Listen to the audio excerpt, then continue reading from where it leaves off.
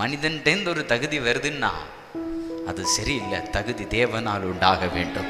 ஏன்னா நான் மனுஷனுக்கு ஊழியம் செய்யலை, தேவனுக்கு ஊழியம் செய்கிறேன் அப்படின்னு பார்க்கும்போது நீங்கள் யோசிக்கக்கூடாது. நீங்கள் தேவனுடைய பிள்ளைகள், அப்போ நீங்களும் தேவர்கள் தான். ஆமென். அவர் தேவாதி தேவன், நம்ம தேவர்கள். அவர் ராஜாதி ராஜா, நம்ம ராஜாக்கள். ஆமென். அவர் பிரதான ஆசாரியர், நம்ம ஆசாரியர்கள். அவ்வளவுதான்.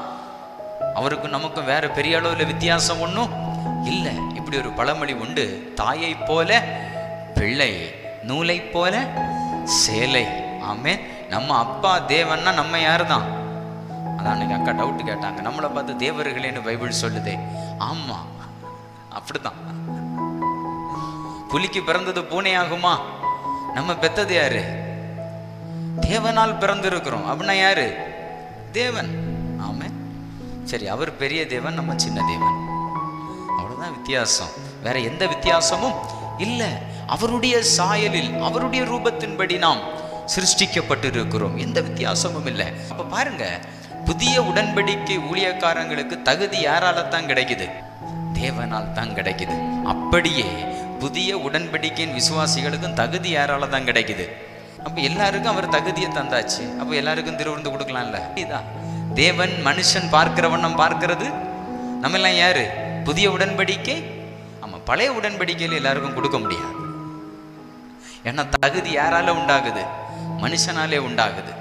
புதிய உடன்படிக்கையில தகுதி யாரால உண்டாகுது? தேவனால உண்டாகிறதுனால என்ன பண்ணிடலாம்? ஆமே, கொடுக்கலாம். புரியுதா நான் சொல்றது? நம்முடைய தகுதி யாரால் உண்டானது? தேவனால் உண்டானது. அவர் எல்லாவற்றிற்கும் நம்மை தகுதிப்படுத்தி இருக்கிறார். நான் இப்படி சொல்றேன், பொருளாதாரத்தில் 1000 கோடி அனுபவிப்பதற்கும் கர்த்தர் நம்மை தகுதிப்படுத்தி இருக்கிறார். ஆமென். ஆரோக்கியத்தில் சொல்றேன், ஆயுசு நாட்கள்ல சாகாமல் பிழைத்திருந்து அவருடைய செய்கைகளை விவரிக்க அவர் நம்மை தகுதிப்படுத்தி இருக்கிறார். எத்தனை வருஷம் வேணாலும் வாழ்ந்துகிட்டே இருக்கலாம். தகுதி தேவனால் உண்டானது. எவ்வளவு வேணாலும் செல்வங்கள் சேர முடியும். சாலமோன்ட்ட சொல்றாரு, நீ ஞானத்தை கேட்ட, இப்போ நீ கேட்காத ஐஸ்வர்யத்தை உனக்கு தர்றேன். நம்முடைய தேவன் எப்படிப்பட்டவர்? எங்க கேட்கவே இல்லை, அதை தரேன்னு சொல்றாரு.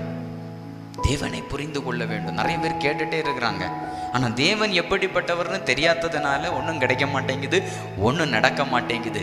தேவன் எப்படிப்பட்டவர் நீங்க புரிஞ்சிட்டீங்கன்னா சில காரியங்களை நீங்க கேட்கவே வேண்டாம், தானாய் அவைகள் கர்த்தருடைய சமூகத்தில் நிறைவேற ஆரம்பிக்கிறது. ஏனென்றால் ஆவியானவரை பற்றி வேதம் சொல்கிறது, நாம் நினைப்பதற்கும் வேண்டிக் கொள்வதற்கும் மிகவும் அதிகமாய் கிரியை செய்கிற தேவனுடைய வல்லமை.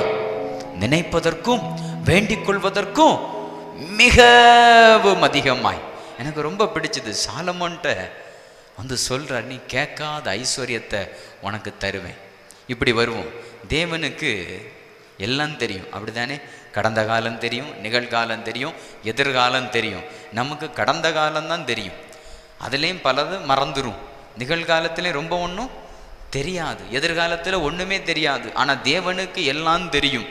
ஆனாலும் பாருங்க, சாலமோன்ட்ட அவன் கேட்காத ஐஸ்வர்யத்தை கொடுத்த அந்த நல்ல தேவனை நாம் ஆராதித்து கொண்டிருக்கிறோம்.